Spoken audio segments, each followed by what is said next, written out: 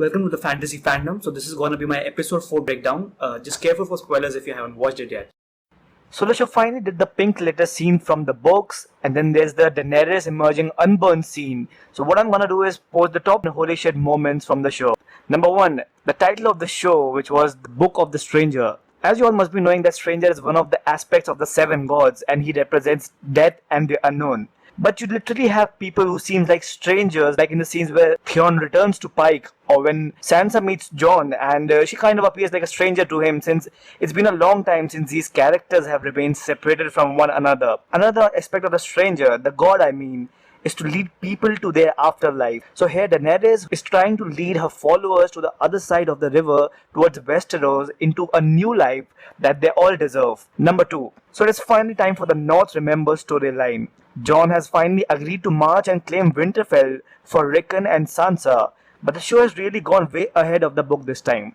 Jon is still dead, although he has received Ramsay's letter before he was stabbed by the men of the Night's Watch. So it's going to be a really awesome track in the coming episodes. Also, the army at his disposal is less than half of the Boltons, so there are good chances now of the Vale and a couple of other loyal northern houses joining them and lending their armies. So it will wind up being a pretty even fight. Number 3, King's Landing. Cersei has a sinister plan of making Margaery do the Walk of Atonement just like she did the last season. This way Margaery at least gets to be back in the Red Keep and await her trial. The reason Lady Olenna is so against it is because Margaery enjoys good support from the public in King's Landing. Were she to do a Walk of Atonement, it will get really difficult to maintain that same respect both for her and even House Tyrell, because now 2 of their children are under the captivity of the faith. Number 4. The High Sparrow talks of wearing no shoes and walking barefoot to Margaery. That's an Easter egg from the books, since in the books too, the High Sparrow walks barefoot, and this is the only robe that he owns.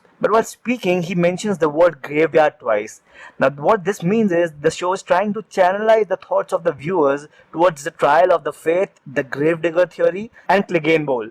If you don't know what that means, then in the books, it is implied that Sandor Clegane never actually died. When left dying by Arya, he was possibly healed by a priest who goes by the name of the Elder Brother. And Sandor Clegane ultimately ends up working for him by digging graves for the dead and burying them. Also, this gravedigger is particularly close to the dogs, which are also the sigil of House Clegane, which seems to confirm the fact that he indeed is Sandor Clegane himself. So what happens next is that during Cersei's trial, since the Hound is now serving the Faith, he gets chosen as the Faith's champion to fight against Sir Robert Strong or the Mountain in a trial of combat. So it is an awesome theory, and the TV show might or might not end up doing it this season, but there's definitely a high possibility. Number 5, Osha and Ramsay. This was one of the most tense scenes of GOT. You actually were thinking that Ramsay is finally gonna be killed by her in the same fashion she killed one of Theon's guards while he had ransacked Winterfell. But then she got a dose of her own medicine, and you really feel sad about that because she had actually played the good part by protecting Rickon and Bran from getting murdered by Theon. Number 6, Theon is back in time for the King's Moot, one of whose contestants is his sister Yara Greyjoy. But considering that the sole purpose of Euron killing Balon Greyjoy was to take the Iron Islands for himself, it's gonna be excruciating for her to match forces with him. And based on the teaser for the next episode, it seems that is when we'll have the King's Moot. So not sure how long they're gonna drag it out, but definitely it starts next week. Number 7, there's an awesome part 2 of Daenerys Unburned. The first one being season 1 when she burnt Khal Drogo's pyre along with the 3 dragon eggs and the witch Miri Mazdur and emerged unburnt. What has happened is that the show has taken a liberty with the book content. Like in the books, Daenerys is not completely immune to fire unless there's blood magic involved, like during the first time she burnt herself.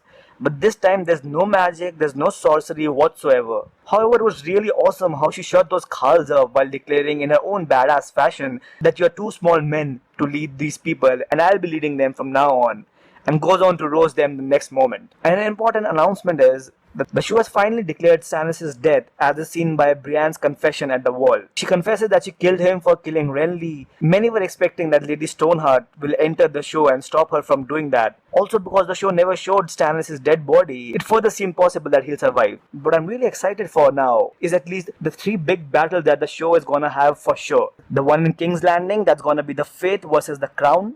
Then the one between Daenerys' forces, which now includes the Dothraki as well, versus the Sons of the Harpies and Wise Masters combined. And then there's the really big battle that's shaping up in the north between Jon and Ramsay. And of course, there's also a high chance of a White Walker battle, just like every season. So it's gonna be totally awesome this time. I hope you guys like my video, and please don't forget to subscribe so that you get all my videos as and when I post them. And I'll be posting another video very soon. Till then, thank you so much for watching, and cheers.